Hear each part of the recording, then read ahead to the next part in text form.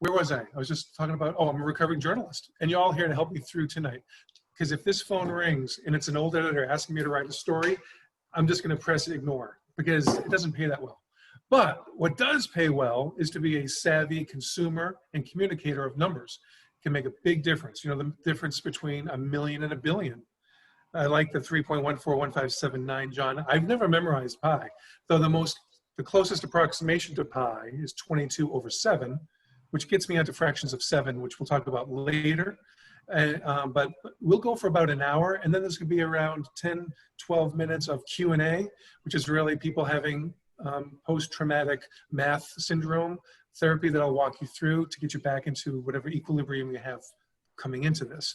So I'm reeling myself in from that tangent. My background is as a reporter.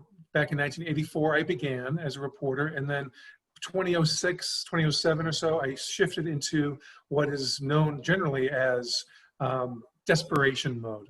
Is that my outside voice? No, into PR communications marketing, which was really just a few degrees shifting from journalism. And as many of you probably know, and as I certainly see, so much of journalism is really thinly disguised PR. And so I'm the PR guy, while the recovering journalist, PR guy, giving you, I hope, some armor to protect yourselves against all the ways in which numbers can be used in politics or in bureaucracy, in any kind of context, in a way that's misleading or designed to steer you away from the truth.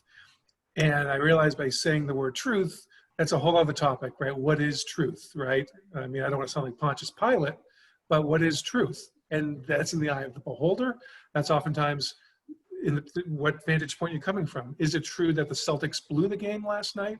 Or did the Raptors just step up and persevere and show great resilience? Both could be true. It depends on your perspective. And so I realize also, for those of you who think I'm talking way too fast, you're right.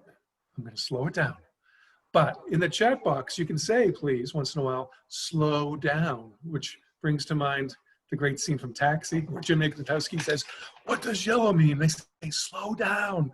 And he says, "What does?" Okay, on with the program. So I'm going to share something right now, which means I'm probably going to screw up. So please forgive me in advance for screwing up. But I'm going to share a video that some of you saw just a few minutes ago. The rest of you are going to see it now. And it's an example of a blatant math mistake that happened. Now, some of you may not know what the mistake was until later. We'll talk about it. But it's a really, many of you, I think, will catch what the mistake is. Some of you won't. But my point in showing this isn't to say that this is a typical way that the media works. This is an egregious example that is easy to point to. But I just wanted to point to it anyway because it's kind of fun to mock nationally known syndicated people. So let me just do this in a few seconds. I'm going to share a screen. I'm going to remember to take out my thing here. Okay. I'm going to do this, share, and I'm about to show this. Okay, let's watch. Of course. Yosemite's Now, towering. that's another gaffe. Hold on. Bear with me, people. With MailChimp's customer More journey seconds. smarts, you can track when a customer buys Do not something. buy that product. That is the work. Okay, here we Now, go. I have to show you this a little bit from my file of how you should never trust journalists when it comes to maths and numbers and stuff. Have a look at this little exchange on MSNBC. Their grasp of maths is astounding. Even as they're reading out these numbers, the lunacy of what they're saying doesn't occur to them. Somebody tweeted recently that actually with the money he spent, he could have given every American $1 million. I've got it. Let's put it up on the screen. When I read it tonight on social media, it kind of all became clear. Bloomberg spent $500 million on ads. U.S. population 327 million. Don't tell us if you're ahead of us on the math. He could have given each American $1 million and have had lunch money left over. It's an incredible way of putting it. It's an incredible way of putting it. It's true. It's disturbing. It's true, and it's disturbing. Okay, did you all enjoy that? Did you all see that? I want to make sure, first of all, I didn't lose anyone. Okay, all right. Well, I did. We're one less participant, but at least I'm still here. That's important, I think. So here's the deal. Does anyone want to share through the chat, or Ellen? I'm hearing you. Do you happen to know what the boo-boo was? Did you detect a math problem? It's okay if you're not sure. I think Okay, so. that's fine. Does it seem to be a lot of money? Yes. $1 million for everyone? Yeah. Yes. So, right, because but here's the deal. How many people here, right, thank you, John. Yeah, it's closer to $1.25.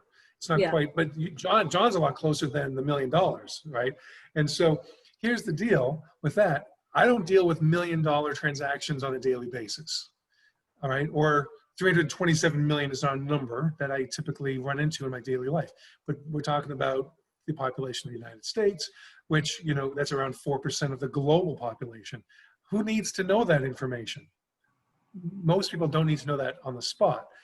That was an example, though, of not just a few people messing up. There's a whole team around the on-air talent who had a talent for screwing up math. And Brian Williams, ironically, saying, you know, if you're ahead of us on the math, well, I think we were a little bit ahead because they were so far off. But most of what I want to go into, and it's going to tie into the 2020 campaign trail, which, in case you didn't know, there is an election in about a little less than 2 months. This is not going to be a political program. It's going to be a numbers program that intersects with politics and with a lot of other topics, okay? But let me share another item here. And by the way, many of you might already have this. This was a part of what was shared by the library before, but I'm going to, and Rick, here we go, share screen. I'm going to share my when you go figure, make your numbers count. So confusion and vagueness, you will surmount. So first of all, the bonus of this program is, when's the last time you heard someone use the word surmount in any context? That's what I bring you today, is these very peculiar words, but it rhymes with count. You notice that? So this is a sheet that I developed about, seriously, 17 years ago. I've been doing this program since 2001. It was 2/1/2001, fittingly. And it's still pixelated. It's still pixelated. Is it better now? Not yet. Okay, so I'm going to read this to y'all, and I'm going to. You should all have a copy in your email. I did send it out just before the event too. Yeah. There we go. So, that's good. And if you print it out and you turn it over, it makes a really good doodle sheet, I have found. If you like to doodle or make grocery lists. So with this, I'm not going to go through every stanza, and I'm not going to rap. I'm not going to sound like Jesse Jackson, but I will rhyme. So we're going to talk about medians and means and modes. Later on, we're going to talk about overly specific stats. We're going to talk about the word several. I mean, how much or how many is several? Do you know? Have you ever received a check for several $1 million or several $100s? Can you cash a check where they just wrote several hundred? I bet you can't. Try it. They might give you 700 thinking it's at 7, but this is the language that's out there in the world, and oftentimes it's innocent. It doesn't matter. Other times it can make a real crucial difference, and it's important to pay attention. And so my goal today is to help all of you boost your numerical IQ at least a little bit. And so some of you may be really proficient at this, and some of you may really struggle, but there's room for growth for everyone, including myself, obviously. So in a family of 5, haven't you heard, either youngest or oldest, the median is the third. So the point of that is that the median is a type of average where half of the numbers are higher and half are lower. Pretty simple. The question becomes, what's a mean? And what does it mean when someone says average? Typically when someone says average, what they mean is mean. So we've got, I'm not sure how many people are on this now, but let's say there's 20 people who are in a certain setting. And if 19 of those people had an IQ of 100, and then the next person came in with an IQ of 6,000, right? An impossible IQ. But now you have an IQ of 7,900 combined out of 20. That's an average of 395 IQ per person. That's misleading because that's the mean. The median is still 100. Half are higher, half are lower because it's the same number, right? And so in some cases, like another example is, what's the median income for a household versus a mean income? A mean income could be really higher because there's no upper bound. Right? You could have someone who makes billions that brings the average all the way up. So it's really important to understand, so when the word average comes around, what they're talking about. So that's just one example, and not to induce too many headaches, but that's just one area of where numbers can really be spun in a different way. I'm going to drop down to the lowest, second to last in the left column. Fastest growing this, biggest dropping that. Always be wary of any hyphenated stat. Now, I was a journalist for a long time, covering a lot of different things from in the courthouse and in business, city hall, breaking news, news that wasn't broken. It was quite tidy. And a lot of times fastest growing comes up when it comes to a new business. We're the fastest growing XYZ in the county or in the state, or this sport is the fastest growing, sport among middle schoolers. And so implicitly though, when you use the term like fastest growing, you're bringing in an equation that's lurking in the background. And it's two factors. It's time and space.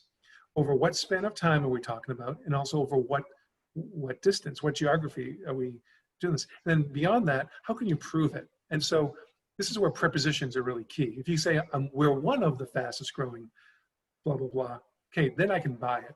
But so just be wary of anything with fastest growing. So you can type into Google, even as we're on in this program, type in fastest growing and see what pops up, see what auto fills from there. And you'll see some things out there. And a lot of times it's hype. So just be really careful. Percentage change. With percentage change, don't you dare settle. Obtain the raw data to show your mettle. And so this is where you could have someone who clouds the picture by saying, oh yeah, we've tripled every year for the last 10 years, which is a big difference than saying we tripled this year compared to when we began 10 years ago. Two different equations there. One is an annual tripling, another is 3 times going back to the original. But again, without any data behind it, you don't know if you went from $1 to $3. And so it's really important to get both if you can, get at both to understand the bigger picture. So one example of this is my kids. They're both 17 and they've been the fastest growing kids.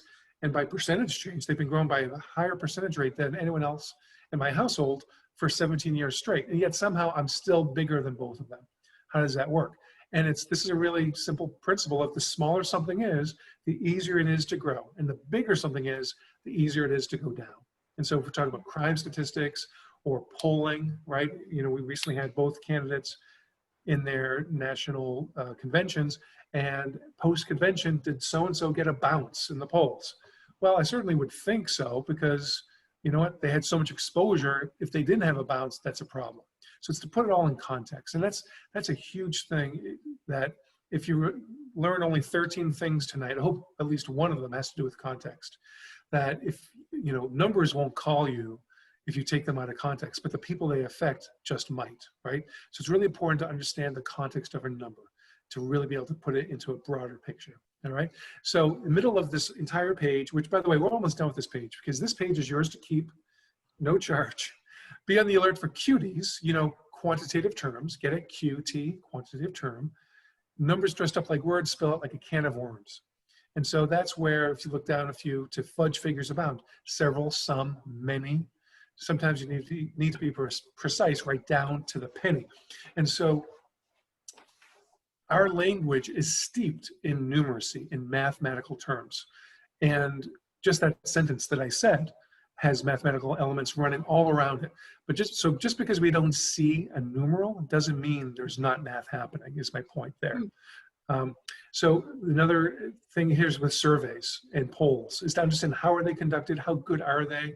For instance, 538, I think, is a strong website, a very credible website to look at for a variety of reasons. And one is because they provide an averaging of polls. They don't just rely on one poll, they average them. And so Nate Silver, who back in 2016, I don't know, if someone could type into the chat, what do you think 538's prediction was for the likelihood of a Donald Trump victory 4 years ago? So I'd be interested to know who may know that. I know it because I kept an eye on it. I was intrigued to see what it would be, but it wasn't 0, that's for sure. It was a lot higher than a lot of people thought. And so, so in chat, if you just type in your guesses, it'll be a little fun to see what folks think it was. One last point before we move on to Go Olympics, by the way. Go Olympics is a fun game. Do not go. If you go somewhere, come back after you get your drink of water. But before we go to that, back in 1985, I was taught something at a 5-week program for soon-to-be journalists. And it was this: if your mother tells you she loves you, check it out. And so the point of that is to not take things at face value. It's obviously a cynical, pretty jaded thing to say, but this was an old newspaper saying to really cause people to just question everything, right? And don't take things at their face value. And so with math, with numbers, when someone tells you a statistic, be sure to check it out. Don't just accept it. please don't just share it. Don't retweet it until and unless you feel confident that it's something that's reliable. Okay, so with that, I want to pause to check the chat room, see if anyone has hazarded a guess on what the percentage likelihood of a Trump victory was in 2016. So let me go to that chat. I'm trying to get out of 538 right now. Hold on a moment. Oh, was I just sharing all that? Well, you saw me all clicking around. Okay. Thank you, Mike and Socrates and Adrian and Leslie. So if this was The Price is Right, all of you would be over. It was 29%. Okay. Wow. So no one goes home with the vacation trip and the whatever, you know, car in the driveway. So yeah, it was 29%, which, you know, I live in Oak Park, which is so far left, it makes Berkeley seem like a conservative haven. And so here in Oak Park, there was a lot of, you know, shock and awe shucks. So anyhow, I'm going to leave politics out of it. I voted, by the way, for people on both sides of the spectrum, and I've also voted for third-party folks. And by the way, there is a third-party question that's going to come on here later on. So let's go to Go Olympics. Are there any questions that anyone wants to pose in the meantime at all? Okay, we just grew by 9%. We have a lot more room for growth than decline here, I'm happy to report. Or maybe I shouldn't be happy about that. So let me go to the Go Olympics, which I have right here. I'm going to share this puppy. Hold on a moment. Share screen. And Go Olympics. All right. Now, some of you may, like I said, have this. Rick, can you confirm, can you actually see this? Yeah, it's just a small It's and pixelated and small. pixelated, yeah. Okay. All right. Well, let's see if it'll work itself out over time. And so we're going to start with this letter G. That's the first letter of Go Olympics, okay? And by the way, if anyone is connected with the U.S. Olympic Committee or the International Olympic Committee, please squeal on me. Please tell them that I'm infringing on their copyright. I'd love to get into some kind of a David versus Goliath lawsuit over my use of the Olympics name, because it's not Olympics, it's Go Olympics, for the record, for those lawyers on the call. But navigating the 2020 presidential campaign trail, I'm going to go back to 1948, all right? On the eve of the 1948 U.S. presidential election, polls gave challenger Thomas Dewey, who would have been our last mustache president, by the way, if he had won, but he didn't. And so it's actually William Howard Taft with that distinction. But Dewey had the clear edge over Truman. Now, Rick, if you could bring up that poll, what was a significant flaw of those polls? I know the answer. Okay, good. So whoever the smarty pants who knows the answer, just give us your answer. Don't spoil it for everyone. Okay. So folks here, if you've not done polling before, just click in the answer you think is right. And we will see how folks do, and we'll see what the correct answer is at the end of this. Okay, right now I've only had 5 of you participate, 6. We have 4 more people that can vote. A couple more seconds. So we're gonna be doing 21 more of these. So this is where you all are going to really carry the program with your exquisite knowledge, or maybe your less than stellar knowledge.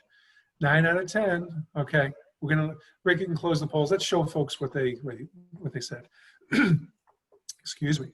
So the significant flaws. So 4 of you said that they were conducted nearly a month earlier, which, okay, that would be a problem. A lot of things can change. That wasn't the answer I was looking for. 3 of you said that they excluded female voters, which 28 years earlier was when they were first able to vote, which is sad that it took so long. That's not the correct answer either. The problem is they were done entirely by telephone. So 1948, people who had a telephone were more likely to be Republican, more likely to vote for that New York governor named Thomas Dewey. So that was the flaw. Why should we care about this in 2020? Well, it's to think about what is the 2020 analogy? What is happening currently that can cause us to undercount or overcount certain segments of the population, right? And so what are some thoughts on that? This is where I want people here to chime in a little bit more, maybe on the chat, which I can't really see right now because I'm not dexterous technologically enough. But what are some things that could cause, you know, like in 2016, one of the challenges was pollsters thought that people were just not being honest, right? Even though it was an anonymous survey that was being conducted, a certain percentage of people, certain percentage, whatever that may mean, were uncomfortable saying, yeah, I'm going to vote for Donald Trump. And as a result, there was an underestimate of his popularity. It also helps his cause that he barely squeaked out 4 or 5 states and shifted the whole tide of the electoral college. But the point is that this is part of the process, that people are behind numbers and people are flawed and make mistakes. Okay. So did anybody put anything in the chat, Rick? Yeah, there's a few there. If you click on the chat button down there, it should pop up a window on your side. So you Okay. can see Yeah, both. I know. Yeah, I'm just I'm leery of leaving my survey for fear Well, that's of fine. not. So I so we're on have some- answers of lack of internet access. Mail-in voting is one. Yeah, We have mobile phone calling restrictions. yeah. One I wouldn't have thought of. Use of cell phones and influence of social media. And we have 40% of Biden voters are planning on voting by mail. 20% of Trump voters are planning on voting by mail, right? Okay, excellent. Good stuff. I'm crowdsourcing for my next program. Thank you all for making me seem smarter. I'll incorporate that into my next one. All right. So question number 2, Gold Olympics. Michael Bloomberg spent over $500 million in a 3-month span before dropping out of the race back in March. You may recall March. That was a whole different universe we lived in, March 4th, the day after Super Tuesday. What proportion of his net worth is that? Is that 9%? And here, if you can throw up the poll, Rick, 9%, less than 1%, or is it 2.7% of his net worth? All right. So far, we have 1 response. I have stultified interest in this process. Okay, good. People are reviving my self-esteem. We're closing in on a vast majority, which, by the way, what does something have to be considered a vast majority? Is it 70%, 80, 91? I don't know. Okay, we got 9 answers so far. We have a holdout. I'm not sure who's holding out. Maybe it's a different person than the last time. See, that's the thing too. Oh, we got all We 10. did it. I just guilted someone. That's my Catholic upbringing. All right, so we have 4 people who said 2.7%, which is a specific stat that has, see, that's the thing with decimals. You can create this air of precision and so forth. It's not that. 3 of you said less than 1%, and that is the correct answer. It was less than 1%. My guess is his net worth will go up in 2020, despite spending $500 million. That's a pretty interesting case right there. But but that's context for you. Now, one thing to keep in mind is, what is the difference between a million and a billion? A billion is 1,000 millions, okay? No one ever told me that before. I mean, no one's ever told me that, period. I've never heard that said before. And for some of you, this could be a life-transforming moment, or just, I already knew that.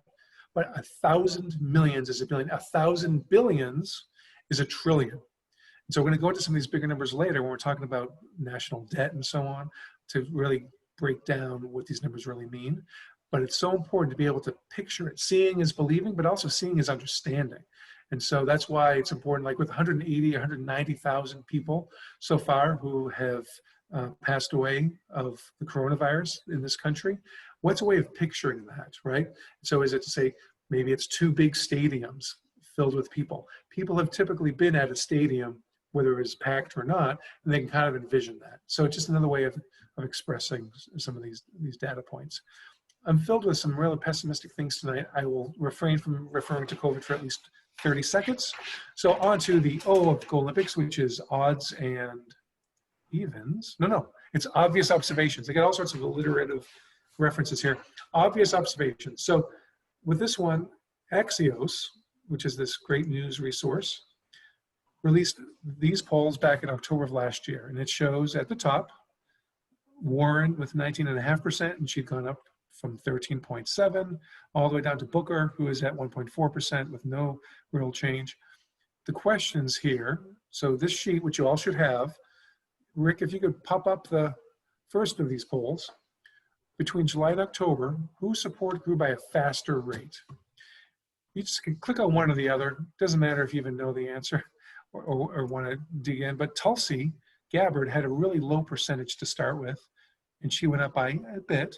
Bernie had one of the biggest numbers, and he went up by a bit. His bit was bigger than her bit, and I'm probably veering into really inappropriate multi-meaning territory by using all that phraseology. So good job, everyone. You sensed the trick question in here. We can end the polling. My night's complete. Rick, I'll see you. Good night. No. So it was Tulsi Gabbard who went up by a faster rate, because remember, it's like that baby who grew so fast this last month, right? Her numbers were really low, and so there's more room to grow. And so the next question is similar to this: whose support dropped by the largest proportion? So Rick, if you could bring up poll 4, we got Mayor Pete, we have Joe Biden, and we have Kamala Harris. I get an extra 10 cents for pronouncing her first name correctly.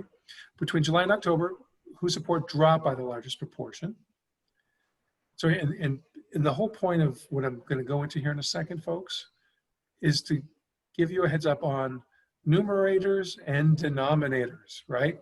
And when you go from one number to another, which number is the denominator? And that is the question that you will not find in any Shakespearean play. But let me go back to this. So we look at, let's stop the polling. We have a tie between Pete and Kamala. We're going to see who has the most chads that were broken. Okay, so Pete had gone from 10.4 to 6.5. So that's a drop of 3.9. Let's say 4 for simplicity. 4 divided by what? The 10.4 or the 6.5? You divide 4 by 10.4 because that's the number from which he came in terms of his numbers. And so it was close to 40% drop. Joe Biden was at 13.1, which was down from 16.2. So you take 3.1 divided by that original number, the higher number of 16.2, it's around 19%. And then for Kamala, she was at 5.1, which is down from 7.8. So 7.8 to 5.1, that's like a 34% drop. And so in this case, pretty sure, it's been a while since I created this particular part of the quiz. I think Mayor Pete was the one with the biggest percentage drop. So 4 of you, please give yourselves an extra bowl of cereal tomorrow. You earned it. Okay, so let's go to the next question, which is, and I'm still sharing this, since Donald Trump, which by the way, for those of you who don't know, Donald Trump is now president. It's been about 46 months that he was elected. Since he became president, the Washington Post has tracked false and misleading claims that he has made. And here's the question, the poll. In coverage of prior administrations, the Post has tracked a number of previous presidents' per-day lying habits. How many of those presidents' false and misleading claims have been tracked in the past? Is it 0, 2, or is it 9 of our 44 prior presidents? 43 really, because one of them, those fellows came back after Benjamin Harrison. The Benjamin Harrison sandwich is Grover Cleveland, for those who didn't know. Okay. So far we have, it's kind of like at the ballpark when those different condiments run around the field to see who'll come in first.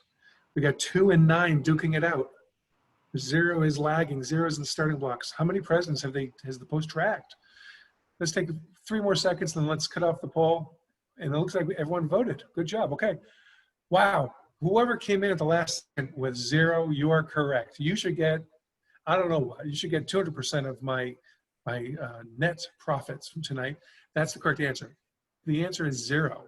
Post has never done it before in terms of tracking it so painstakingly, okay? And so one thing I want to mention is I certainly hope that in the future the Post continues this, because right now we don't have a frame of reference to really know, okay, how is President Trump versus prior presidents in line? Because I hate to break it to anyone if this is news to you, but all presidents have lied in the past. The question might be a matter of degree, right? And so they've never done it. So that one of my big points here is to say, don't let people get away with saying a number. See, a number of people are really complaining about your barking dog. You know, that number could be 0, right? So just be really mindful of that. One other thing to think about, by the way, they say that he's made over 20,000 false and misleading claims, or nearly 16 per day. This is as of 2 months ago.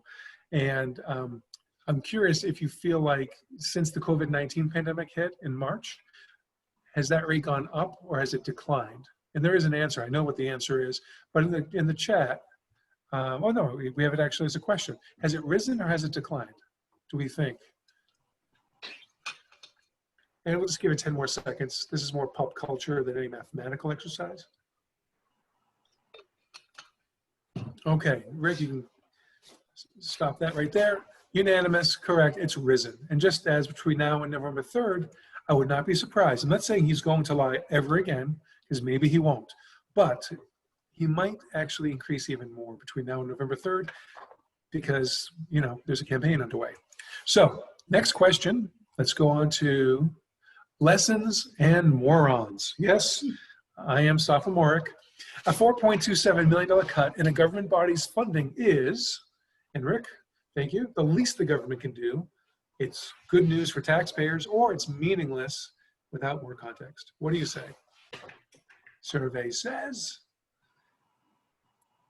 I grew up watching Richard Dawson on Family Feud. Survey says, all right, and let's end the polling. Good job, everyone. There's no wise guy to say the least the government can do, because it is the least the government can do. But yeah, it's meaningless without more context, right? So that's where it's important to really go beyond the number and put that into a bigger picture. All right, let's go on to the federal debt, because we haven't been cheered up enough by my analogies tonight. Let's go on to the U.S. federal debt, which soared over 26.7 trillion last month on a per capita basis. Now, per capita means per person. How much, roughly, is that overall figure of $26.7 trillion with our U.S. population of roughly 330 million? So which of these figures best approximates that per capita debt? Is it 80 grand roughly? Is it 170 grand? Or is it $8,000? All right.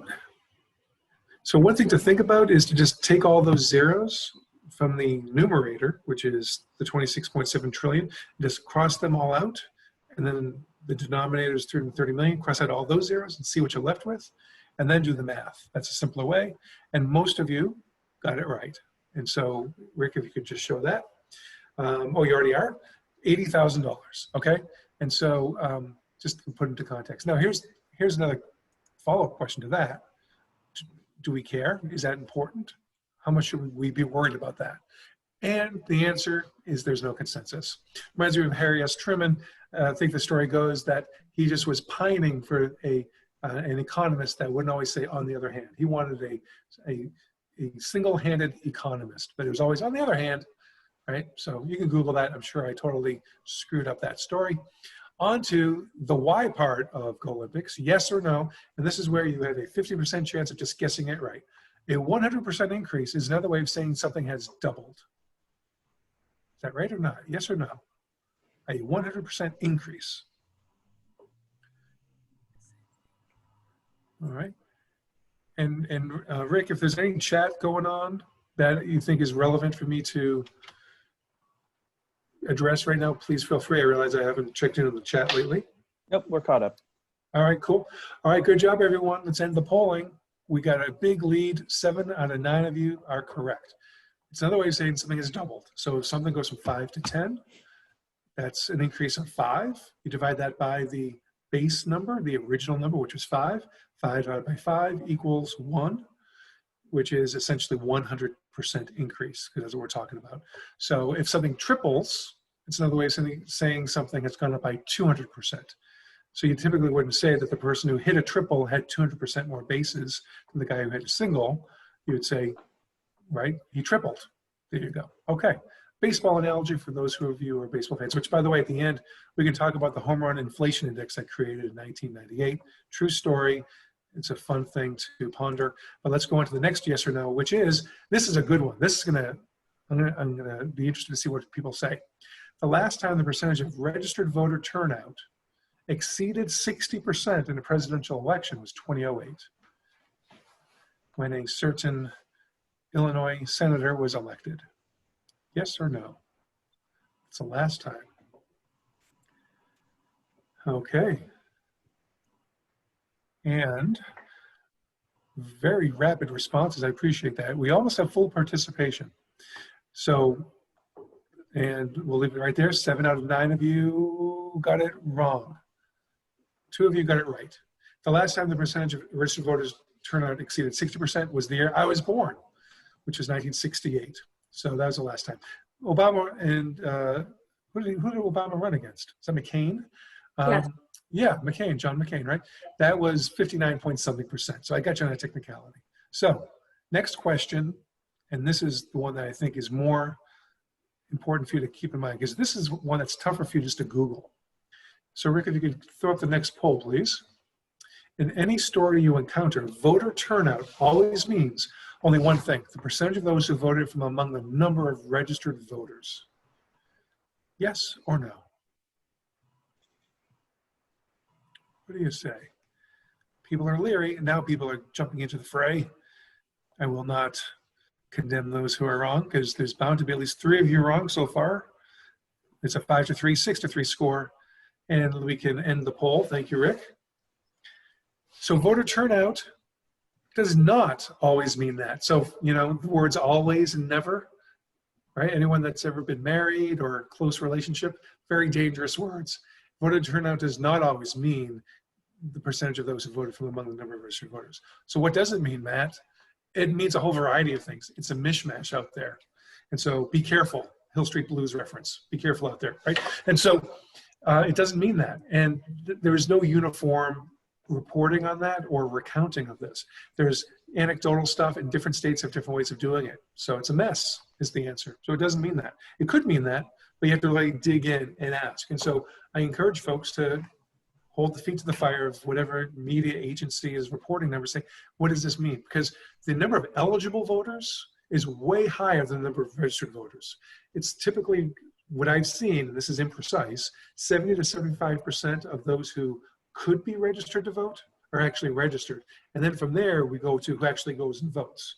So I think it's safe to say that pretty much, if not almost every president has been elected by a minority of eligible adults. And certainly before, well, certainly before 1920, even though women weren't eligible at that point. So polling number 12, this is the median question. We've had 11 questions.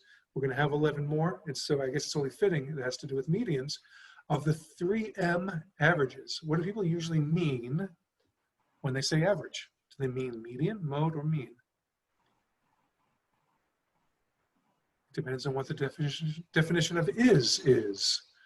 That's if you want to Google that, you know, there's a former president who said it depends on the definition of is. That was Mr. Clinton. See, I'm a multi-partisan critic. I'm going to go after the libertarians in a minute. Okay, of the 3M averages, good job, everyone. You were listening earlier when I said it usually means mean.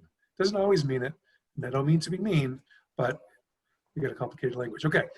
Real Clear Politics in fall 2019 had these numbers from left to right. We had Biden all the way over to Steyer. Based on that chart, the average support for the 13 candidates was these 3 figures. Or was it all of the above?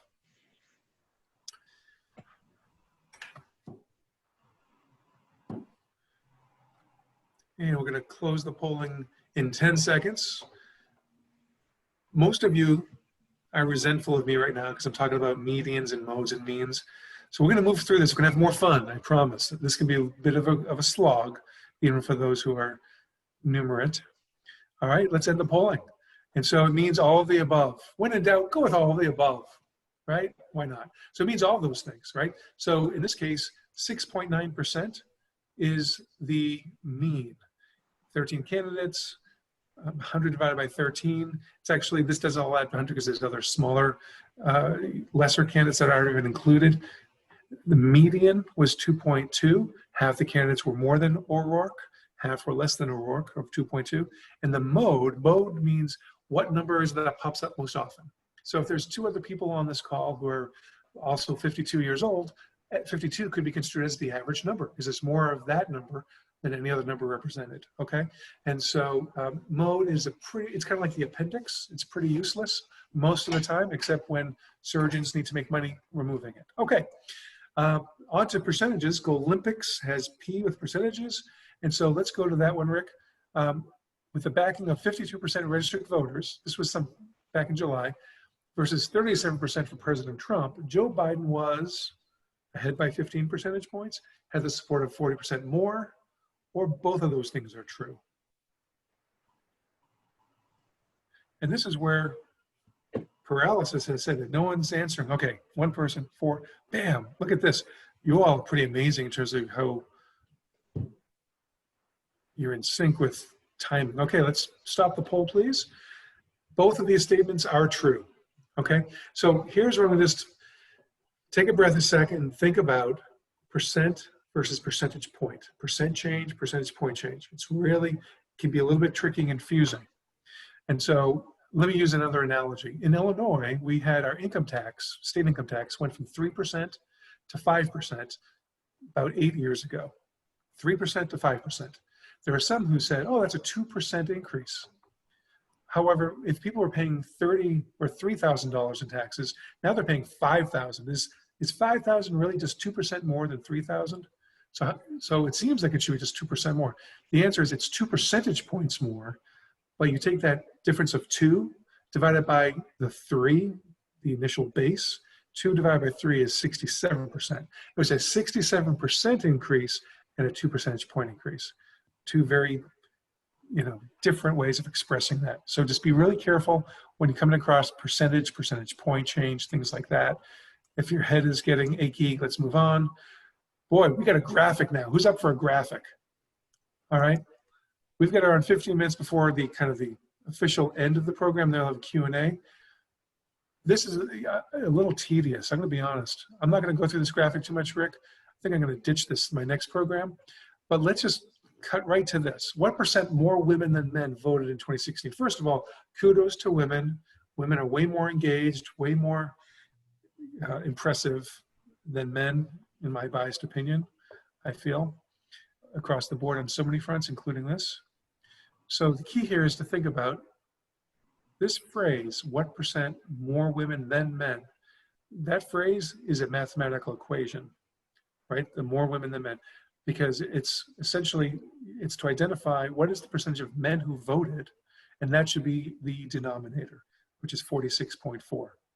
So we should see a surge in correct answers on that side. See, I just put my thumb on the scale. I just totally tainted the survey. But 3 out of 4 of you had actually correctly answered. So let's end the polling. Others are just not going to take that cheap layup. Proud of you all for your ethics, but it's 46.4. So moving on to the next one.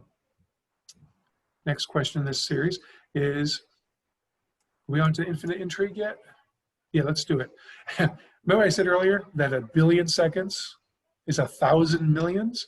If 1 million seconds equals 11.5 days, and it does, I've done the math, then roughly how long is 1 billion seconds? So this is a way to illustrate the difference between million and billion. Most people have a time construct in common more than money, right? A millionaire versus a billionaire. What's the difference? Just one letter different. That's 1,000 to 1 ratio. So a couple more seconds, and then we're going to end this poll, and I'll give you a quick story about 1 billion seconds. By the way, if anyone here has any family member or friend who was born in 1989, time to let them know they're about to turn 1 billion seconds old soon. Okay, stop the poll. It's almost 32 years. It's 31 years, 8 months, and 8 days is 1 billion seconds. I happen to know where I was when I turned 1 billion seconds. I actually had the gall to write about it. And so it was a piece that ran back in 2000, the year that I turned 1 billion seconds old. And so, but the point is this, more than whether you could, all the stuff you can just type into a calculator and figure out. But it's to really, my goal, again, is to have you get a real awareness of the way that numbers can be very insidious and tricky. And a lot of times it's not because someone's trying to fool you. It's just the nature of numbers that are just so prevalent in our life. So on to the next question with infinite intrigue, the eye of Go Olympics. This is the, this skipped over or anticipates the next question. That's right. If we skip one, it's no big deal. The world it went from 1 million seconds to number 17. Fine. Which age group? That's fine. Which age group is the fastest growing? Remember what I said about fastest growing? Be very careful. Fastest growing group of voters since 1980. So I'm going to bring up the graph that we're talking about between 1980 and 2016. So you have the youngest age group all the way to the elders to the right. And so let's see what the answers come in as, what people are thinking. And see. And so is the poll up, Rick? Yeah. Okay, very good. We got 6, 7 out of 10. Okay. 8. Very good. Good job, 9, everyone. 1 more to go. All right, no, that's all right. So I'm trying to now, okay, there that is. Got a little lost in all this, and I'm pulling up what the heck? I have a new computer. All right, so the fastest growing group of voters since 1980. It's a pretty split decision here, and I don't have the numbers in front of me. I think it's the 65 and older group. Pretty sure. Let me pull up my go figure. Here we go. So that one went from 16.8 to 24.2, which is around a 44% increase. And then the 45 to 64, yeah, that was like a 15% increase, a much more modest increase. So it's the oldest age group, okay? So let's go to the next poll using these same numbers and see what that one is asking. Which age group is the fastest growing group of voters since 2012? So a smaller window of time since 2012, and we only have one election to compare it to. There are only two that actually went up. And is it the 18 to 29 or is it the 65 plus group?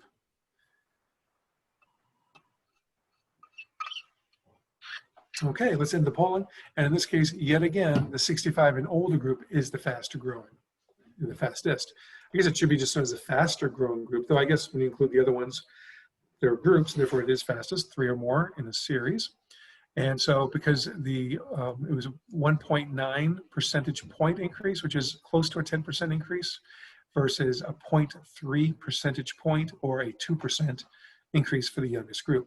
Next question, I think, is the most compelling one. Which age group has the greatest potential, that damning phrase, potential, to become the fastest growing in the years to come? The youngest or the oldest? What do you think? The youngest has 15.7% of the share, last we checked, 4 years ago.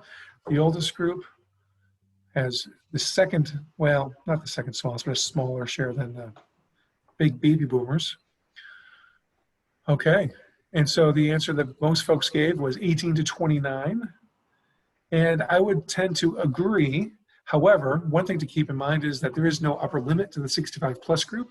And because people are living longer, it might be time to re-examine whether we need to create a whole new column, a new paradigm of these age groups. But these age groups aren't even all the same number of years between them.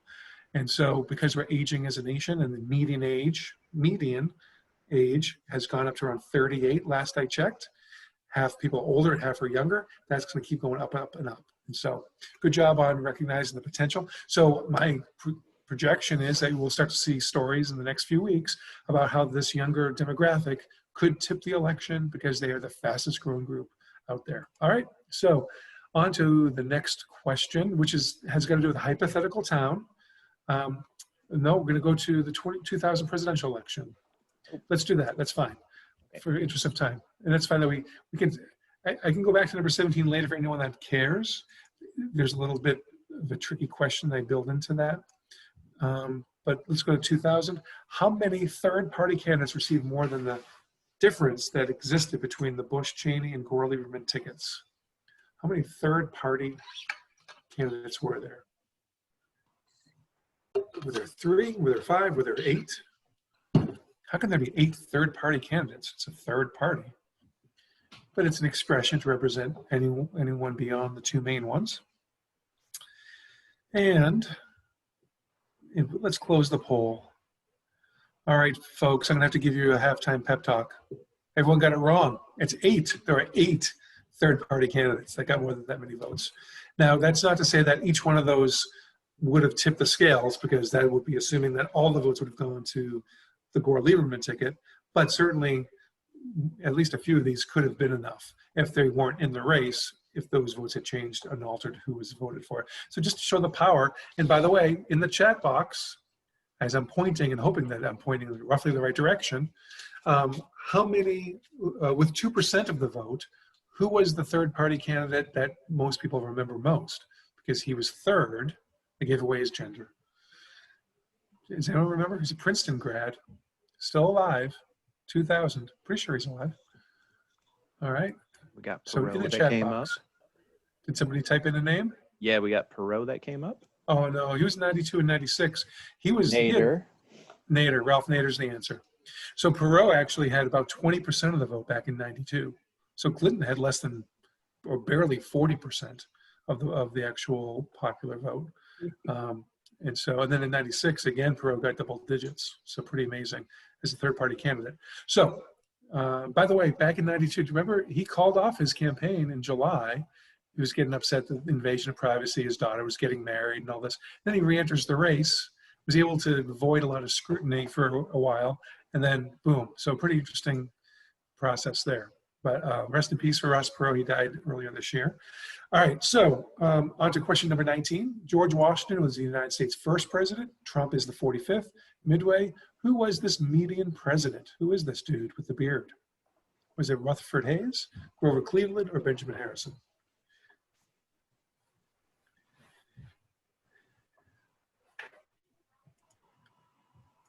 And he was part of a major streak of facially haired presidents, this fellow. They were going all out back then. Lincoln didn't have a mustache, but he grew that beard late during his campaign and grew it in between his election and inauguration. Back then, it was almost 4 months between election and inauguration, March 4th, up until the 1940s. All right, and the correct answer is actually Benjamin Harrison. Only 2 of you got that right. That's Benji, whose grandpa was the shortest lived president, 30 days for his dad. Tippecanoe and Tyler too. William Henry Harrison, he got sick, giving a long-winded inaugural, and then he got hit some other issues that happened, and his only accomplishment was dying. Every president has lied.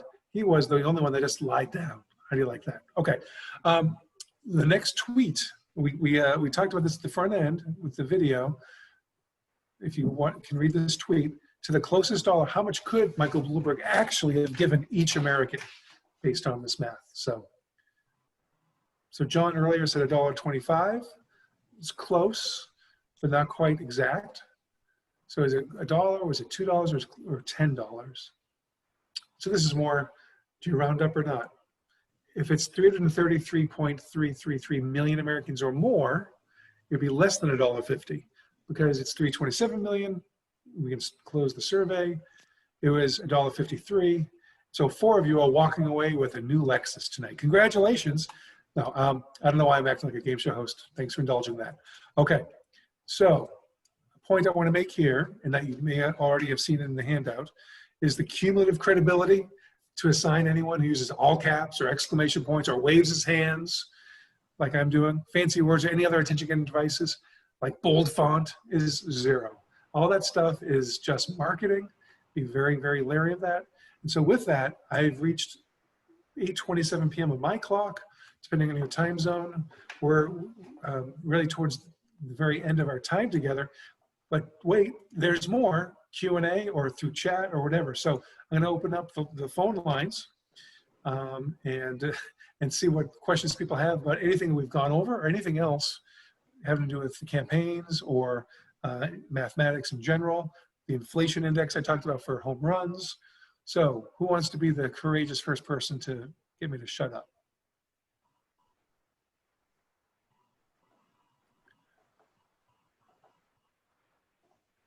Okay, and Socrates with a very good point there, he said in the chat.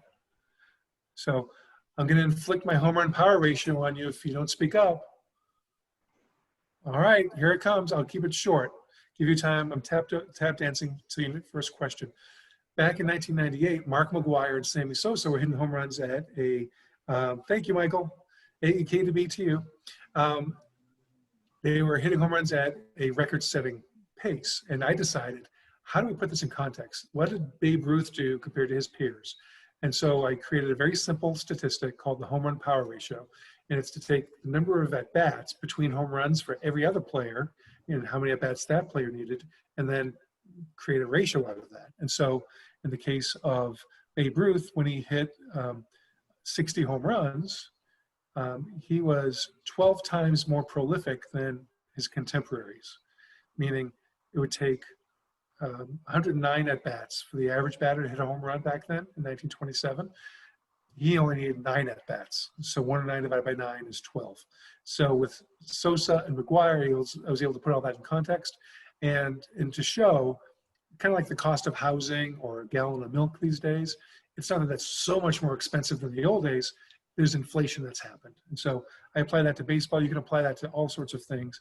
the national debt, right? I mean, what's 80,000 today versus 20 years ago? So it's to use inflation-adjusted dollars as well. So that's really important. I could start telling some war stories from my time as a journalist, covering the courts or covering business or whatever strikes people's fancy. So in the chat box, if you have any questions at all, feel free to type it in. We got Socrates with their hand up. Okay, well, there's a hand. Hey. Hi, Socrates. Hi. I just had a I question did a about little Bill and like Ted, sorry. I had a question about like I guess like absolutes versus like per capita. Is it like ever practical or useful to use like absolutes rather than like if you have a per capita if you're comparing like two differently populated areas? Yeah, good question.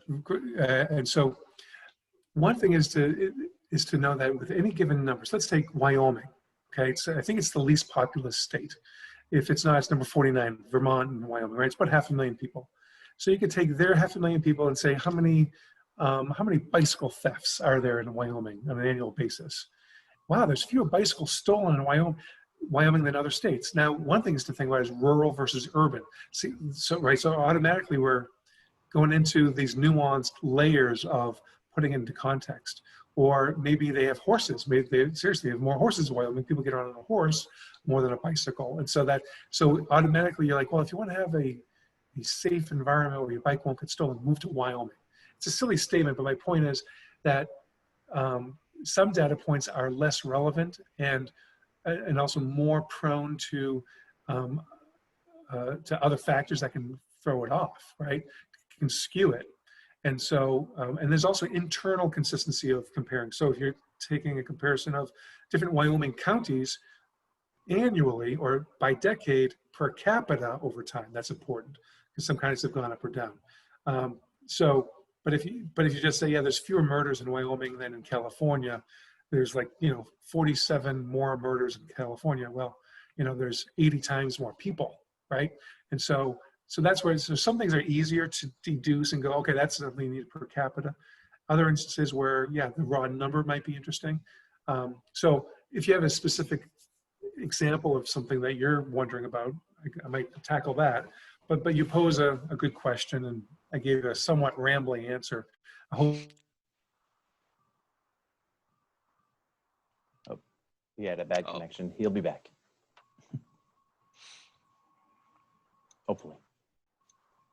Hopefully. Right.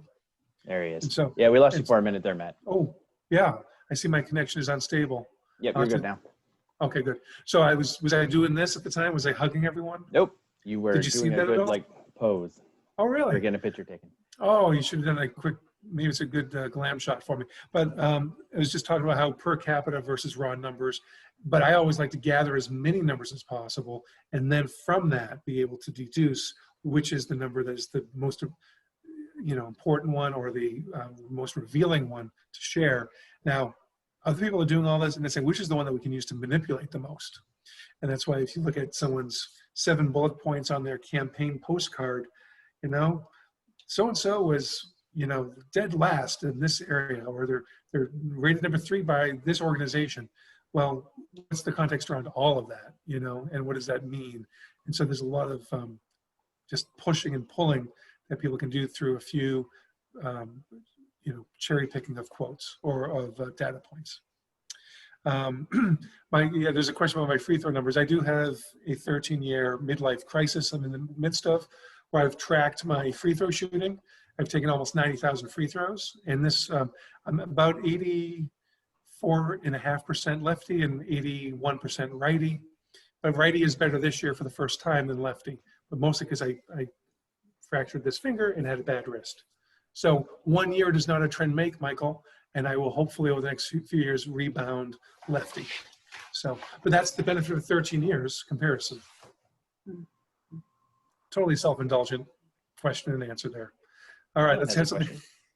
Okay, what's the question? Ellen had a question. Hi, Ellen. It's kind of stupid and kind of political. I'm just wondering, because I've had so many discussions with people about this, in terms of whatever, 1790 versus 2020, Mm-hmm. where where are you at in terms of the electoral college Oh, yeah. issue? We should get rid of it. Okay. I think we should get rid of it. But, I know that there's movement afoot to do that. Yes.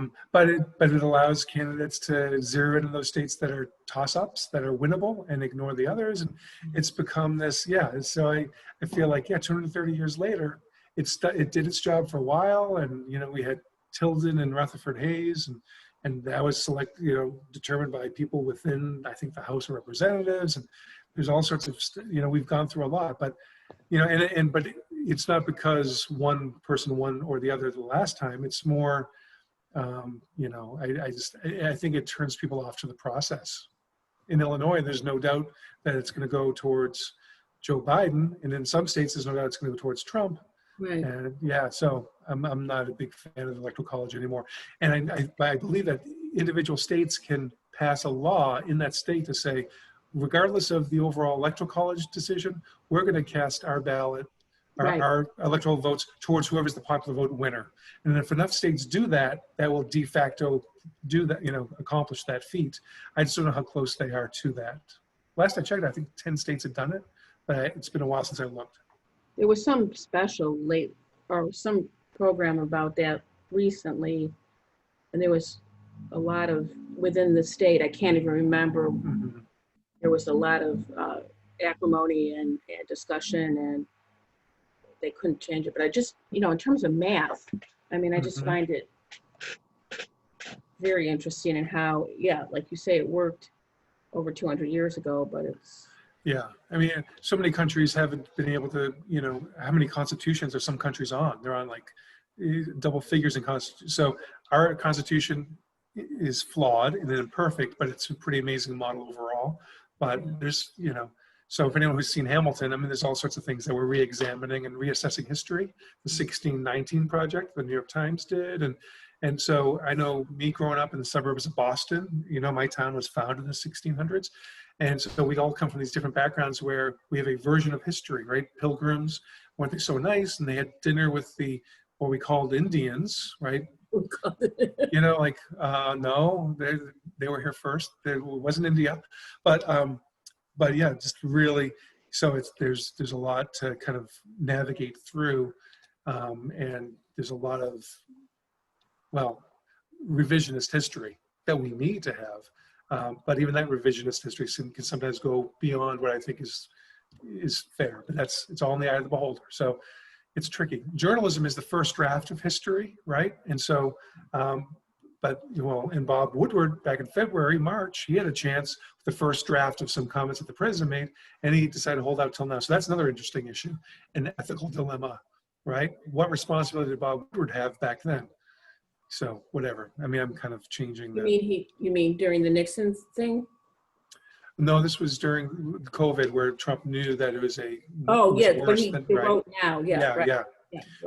Yeah.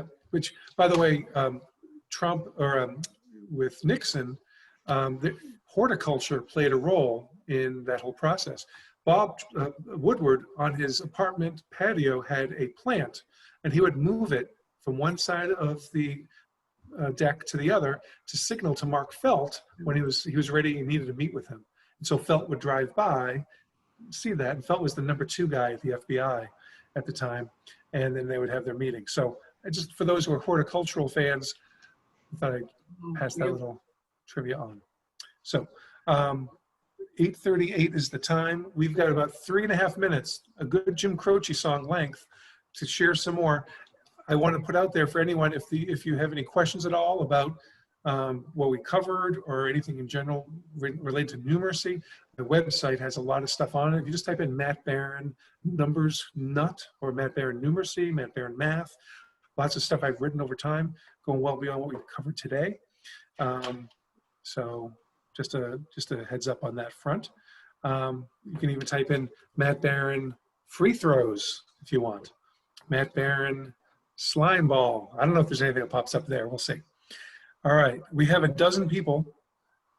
If we go to a baker's dozen, that's an increase of 8.3% for those who are wondering. By the way, real quick, does anyone here have any particular math challenge that you came in with that this helped you get through, whether it was percentage change or I raised your awareness of the insidiousness of several or a number. If you put in the chat box, it would make me feel better, like our time was worthwhile. It was one of 13 things that you learned. So, or you can send me an email later. matt@insightedgepr.com is my website. I appreciate, Rick, thank you for providing the forum where we can actually see each other and hear each other. I think it's been great. No, I enjoyed this one. Thanks. Yeah, and I know that we went all over the world and back. Thank you, Leslie, for saying that. That's nice. And no one playing defense. Are we talking about the bubble with basketball? They're playing it, but it's kind of matador defense. Like, whoa, they went by, ole, and someone else will get them. So that was related to 80+% free throws. Oh, okay. So in the NBA, by the way, annually, it's never hit 80%. It's always been between 73 and 78% for over half a century. It's uncanny. It's the regression to the mean of all these players. When Will Chamberlain had 100 points back in March of '62 in Hershey, PA, he made 36 field goals in 63 attempts. He made 28 out of 32 free throws, and that was the key. He only shot 51% for his career, but that night he shot 87.5%. And so for those who are basketball nuts, the lowly little free throw, which by the way, back then he was doing that underhand, and then he changed because he was afraid he was being teased. Here's this amazing physical specimen dominating NBA defenses, scoring 50 points a game, and he changed because of what people thought. And then a quick plug for Malcolm Gladwell in his podcast, Revisionist History, talks about Rick Barry, who became the NBA all-time free throw champ for a while, and then he's been supplanted by a few other guys. But Rick Barry in high school shifted to shooting underhand, and a guy from the stands yelled, "Oh, look at that." And the other guy said, "What are you talking about? He made it." And so that was all Rick needed to hear, was one person to affirm it, right? And so to try to tie this back in some thematic way as a storyteller, I would say, if someone says some numbers and others seem to rally around that number, just because people are enthusiastic in all caps and bold and italics and underline and nicely designed, doesn't mean it's true. And if it's not true, it doesn't mean that they're bad people. It means that we live in a society and in a world where numbers come from people, whether they're reporting it. And so much as a journalist of what I would do was choose what not to include in a story. And that's math, that's subtraction, that's space constraint. And by not including something, I was trying for balance and fairness, but it's an elusive thing. And so I just want to put out I guess an encouragement for people to really support good journalism, whatever that means to you, and good use of all forms of reporting beyond numbers. But numbers are so enmeshed in everything that we do, and they lurk in so many of these stories. And so one quick thing I'll type in right now to recommend to everyone is someone named John Allen Paulus. Just Google him. He's written several books. I'd say at least 6 or 7. Once Upon a Number, A Mathematician Reads the Newspaper. There's more, but Once Upon a Number is another one. But I think numeracy might be one of his books. Really, really great stuff. And so lies, damn lies, and statistics, they're all out there. So Rick, are there any closing words or thoughts that you would have before I let folks go? No, thanks for coming, everyone. This was a good session. Great. I get to do, I've probably done at least 100 of these since March, and it's great when I, get one that I can focus on. It's like, I'm into this. So okay. Thanks, cool, everyone. Good. Well, and also I think this has been captured on video for any possible prosecution. And also, so anyone, seriously, if you know anyone that you think might benefit from some aspect of this, the link will be available through the Skokie Library at some point in the near future. Look at that cutie, near future. What do you think? We send it in. We send it in, it gets edited, and then they post it. So it could be maybe a week or less. Okay, a week or so. And so I will make a note to check it out too. So thank you all. It's been fun. Great to see people and hear from people I haven't seen from in a while. And hopefully made some new friends and not too many enemies. And so thanks again to the Skokie Library and to all of you for joining in. Thank you. It's great. Thanks so Thank you. much, Ellen. Good night, everyone. Good Good night. night. Bye.